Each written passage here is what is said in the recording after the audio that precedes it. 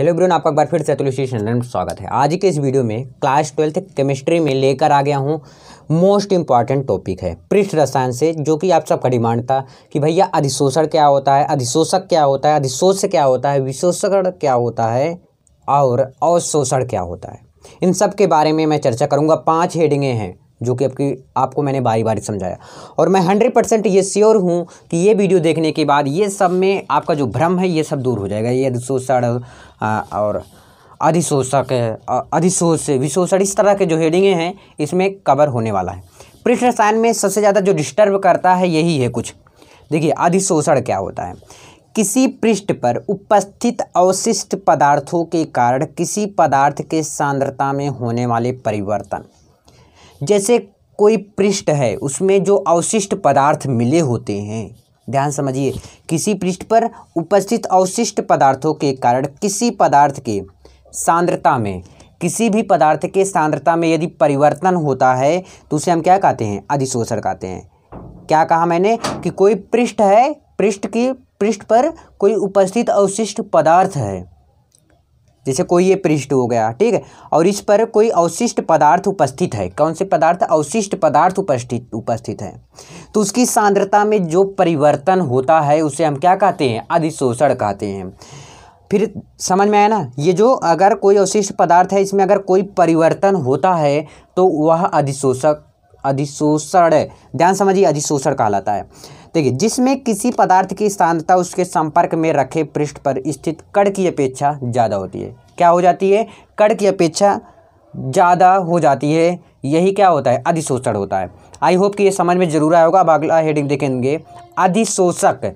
जिस पदार्थ की सांद्रता में परिवर्तन होता है, और ये क्या होता था कि कोई अवशिष्ट पदार्थ था, उसके कारण, ये कारण बताता है, मेन समझो, ये कारण होता है और ये सांद्रता में परिवर्तन होता है। मतलब ये जो पदार्थ है, ये पदार्थ ही मेन इसमें, ठीक है। क्या कह रहा है? जिस पदार्थ की सांद्रता में परिवर्तन होता है, क्या बोला? कि पदार्थ की सांद्रता में परिवर्तन होता है, उसे अधिशोषक कहते हैं। अधिशोष्य क्या होता है? जिसके कारण, ये कारण बता रहा है, उसमें भी कारण था, लेकिन समझो ध्यान से कि अवशिष्ट पदार्थों के कारण, अवशिष्ट पदार्थ, इसमें मेन क्या हो जाता है? अवशिष्ट पदार्थों के कारण किसी पदार्थ की सांद्रता में होने वाला परिवर्तन। ये परिवर्तन किस पे? पदार्थों के कारण। अवशिष्ट पदार्थ, कौन से पदार्थ थे? अवशिष्ट पदार्थ थे। और यह क्या है? पदार्थ की सांद्रता में परिवर्तन। समझिए यार ध्यान से, अगर ध्यान से समझेंगे तभी आएगा। अब ऐसे बताता रहूँगा तो आपको नहीं समझ में आएगा। अधिशोष्य क्या होता है? जिसके कारण सांद्रता में परिवर्तन होता है, जो मेन कारण बन जाता है सांद्रता में परिवर्तन। जैसे मान लेते हैं कोई बाइक से जा रहा है, ध्यान समझिए, बाइक से जा रहा है और उसका बाई चांस एक्सीडेंट हो जाता है, तो किसका कारण बताएगा? कहेगा ये बाइक में ब्रेक ही फेल हो गया। मान लेते हैं बाइक में ब्रेक ही फेल हो गया, तो क्या हो जाता है? वही अधिशोष होता है। तो इसमें अधिशोष क्या हो गया? आपका ब्रेक हो गया, कि जिसके कारण, कारण कौन बन गया? इसमें ब्रेक बना, ब्रेक कारण बन गया, कि इसी के कारण जो है, ब्रेक के कारण ही हमारा गाड़ी लड़ गया, जाके गिर गया मैं। ये अधिशोष कहलाता है। विशोषण क्या होता है? विशोषण है किसी पृष्ठ पर अधिशोषित अणुओं को बाहर निकालने। जैसे अभी तोता अंदर रहता है पिंजड़े के, ठीक है, ध्यान समझिए। क्या इसमें पहले इसको पढ़िए, किसी पृष्ठ पर अधिशोषित अणुओं को बाहर निकालने की क्रिया विशोषण कहलाती है। क्या है? अणुओं को बाहर निकालने की। जैसे अभी ये पिंजरा है और इसमें से तोता है, अब तोता को निकालने की, ध्यान समझिए, जैसे तोता है उसमें से निकाल रहे हैं हम ना, वही हमारा क्या कहलाता है? विशोषण कहलाता है। जो तोता है उसको मैं निकालने की जो काम कर रहा हूँ वही विशोषण कहलाता है। कह रहा है किसी पृष्ठ पर अधिशोषित अणुओं को बाहर निकालने की क्रिया विशोषण कहलाता है। आई होप कि ये चारों हेडिंग आपको समझ में जरूर आया होगा। इसको एक बार पढ़िएगा, लिखिएगा, है ना, छोटा छोटा हेडिंग इसलिए मैंने लिखा है। अब अगला हेडिंग अगले पेज में, चलो मिलते हैं फटाक से। देखिए, अब क्या है आपका? अधिशोषण है। अधिशोषण क्या कह रहा है आपका?